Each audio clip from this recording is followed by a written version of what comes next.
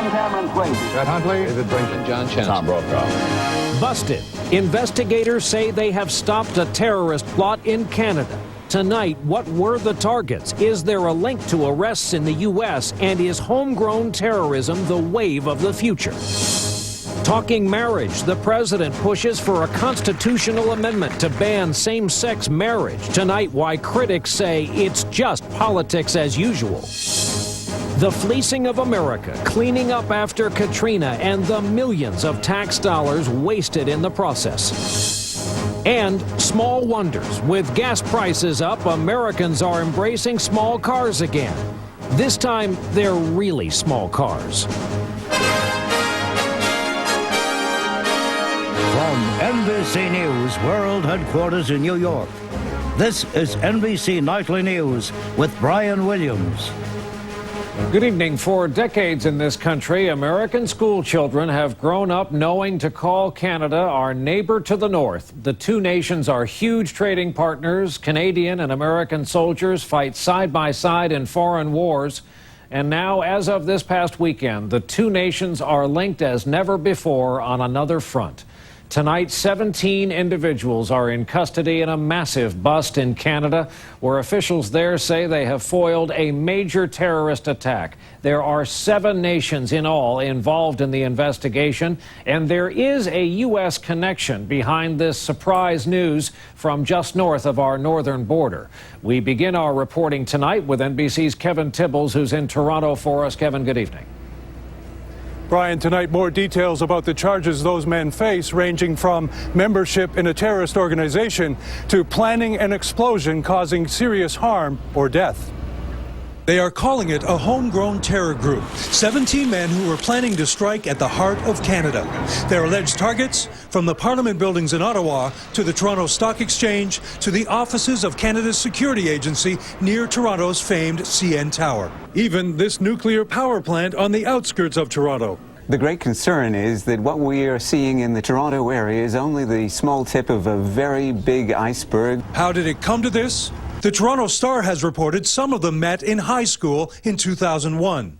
In 2004, Canadian intelligence officials noticed fundamentalist email exchanges between the group and extremist organizations in Europe and the United States. Last August, 3 were arrested at the U.S. border smuggling weapons into Canada. They are already in a Canadian prison. It was also last year when many of the accused met a fiery cleric at this suburban Toronto mosque. His name, Qayyum Abdul-Jamal. Some Islamic Center members warned of Jamal's radical views. Watch out for this guy and don't let him. Was allegedly trying to purchase 3 tons of ammonium nitrate, the same chemical used in the Oklahoma City bombing, only 3 times as much, so they stepped in. Friday, when the bags were delivered, the chemical had been replaced with harmless powder. Some 400 heavily armed police swept in.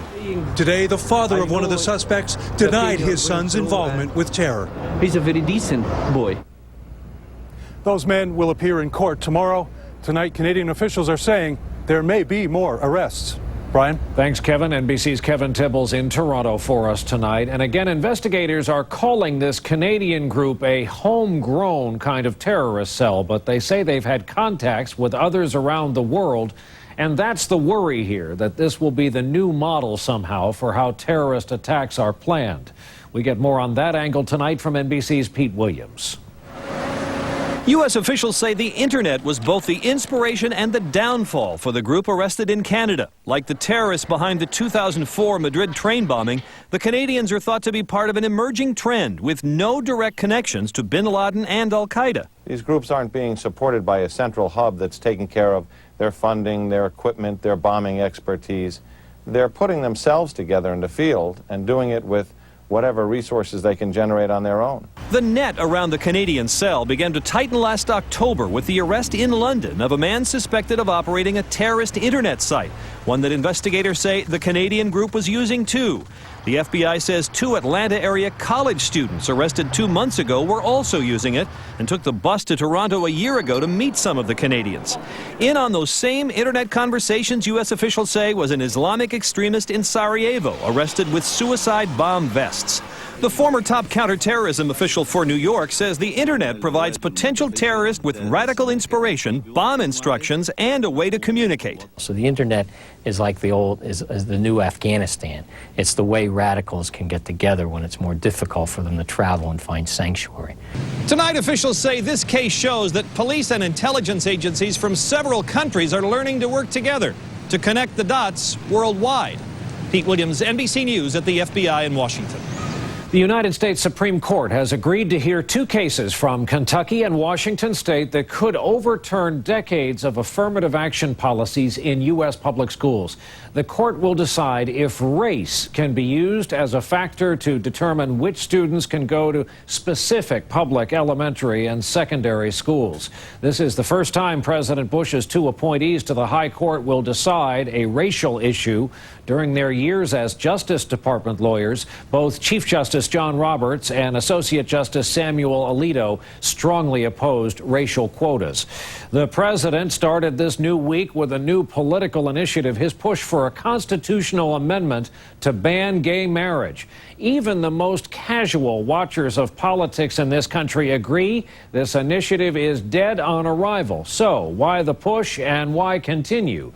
The calendar just might hold the answer. Our report tonight from our chief White House correspondent, David Gregory. David, good evening.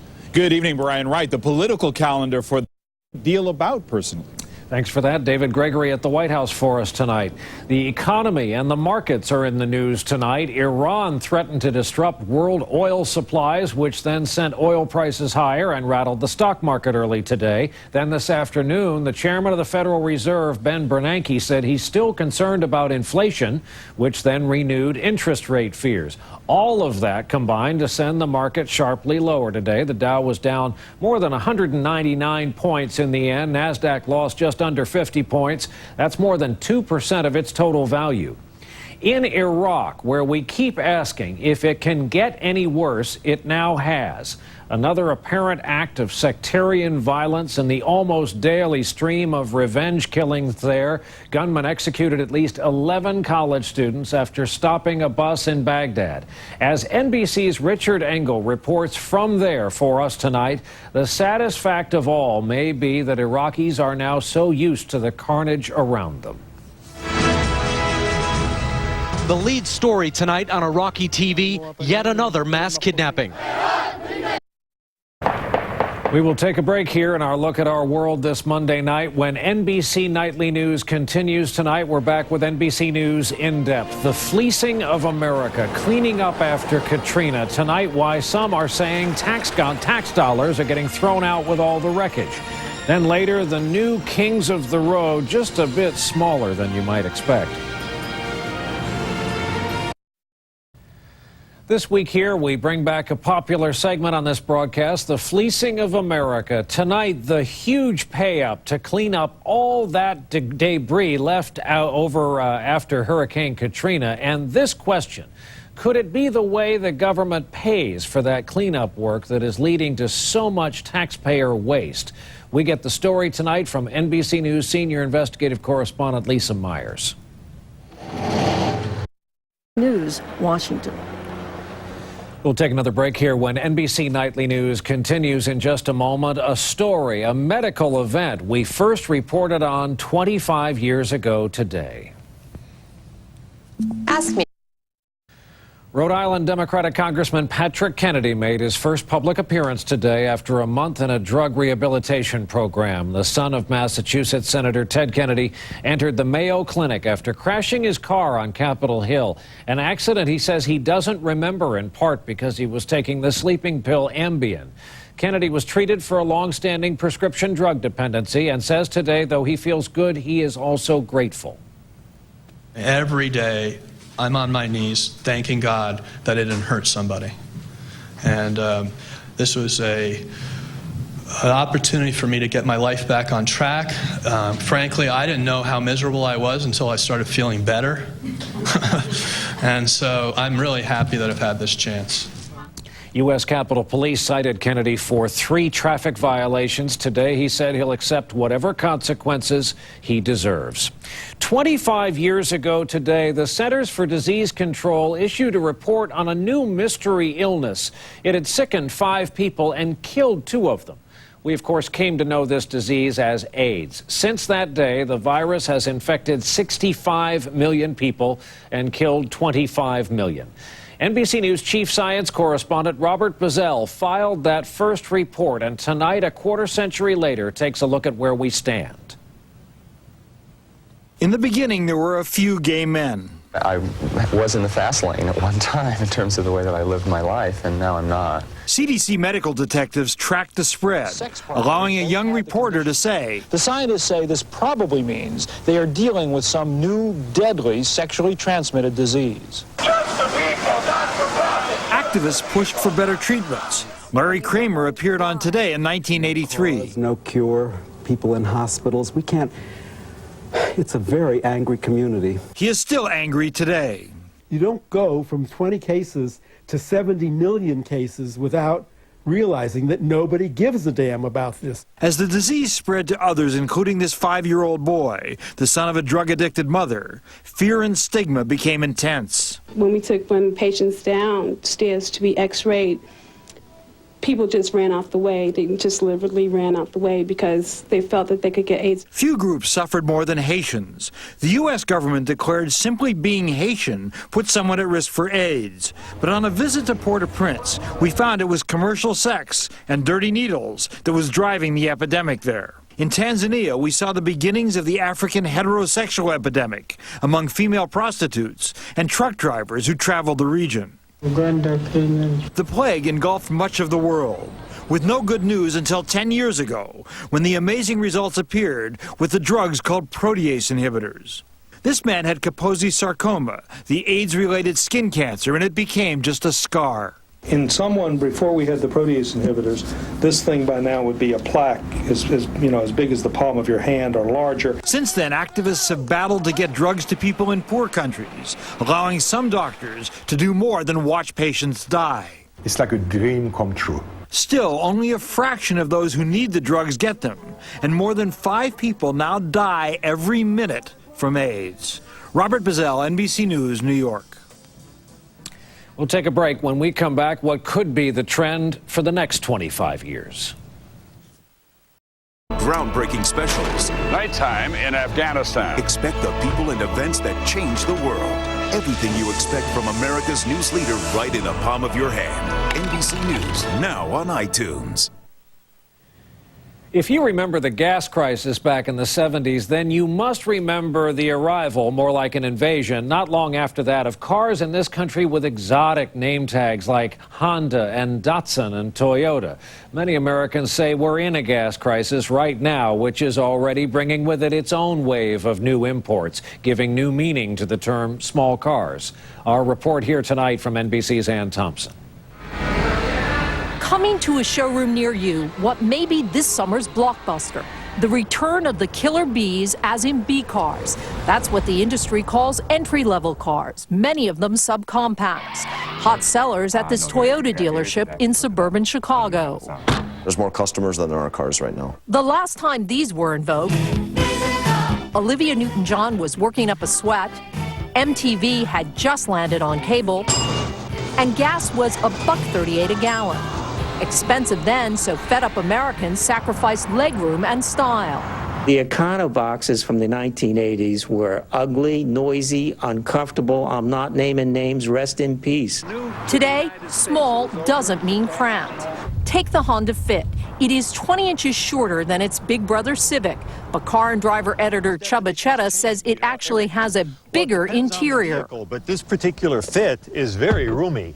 And a lot of it is because of this high roof line. It gives us plenty of headroom and an upright seating position. And he says hatchbacks like the Dodge Caliber offer space.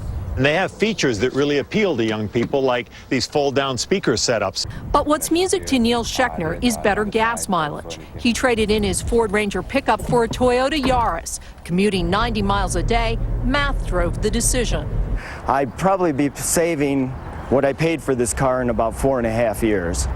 But the most attractive feature on these cars may be the sticker price, ranging from a thrifty $10,000 to $14,000. Accelerating a 67% sales increase this spring, taking miserly drivers back to the future. Ann Thompson, NBC News, Ann Arbor, Michigan. Finally, hear this note from the world of medicine. If you grew up in a household where your dad flipped out, absolutely blew his stack if he came home from work, and for example, no one had taken in the trash cans or someone left the car with an empty tank of gas, while this following item won't help, there is now a medical explanation for it. It's now officially a condition with a name: intermittent explosive disorder. Sadly, those initials do add up to IED. They say 16 million Americans suffer from it. While the name bad temper seemed perfectly good to us, researchers now say this condition explains dynamics like road rage or breaking dinner plates against the wall. So remember that name. It's called intermittent explosive disorder, though you can go on calling it that moment when Dad absolutely blows his stack. We'll end there. That's our broadcast for this Monday night. Thank you for being with us. I'm Brian Williams. We'll look for you right back here tomorrow evening. Good night.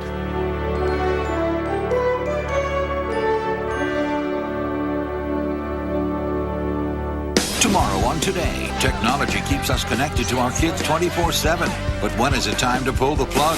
Take Charge Today, a special series sponsored by NBC 30. Or Weather Plus.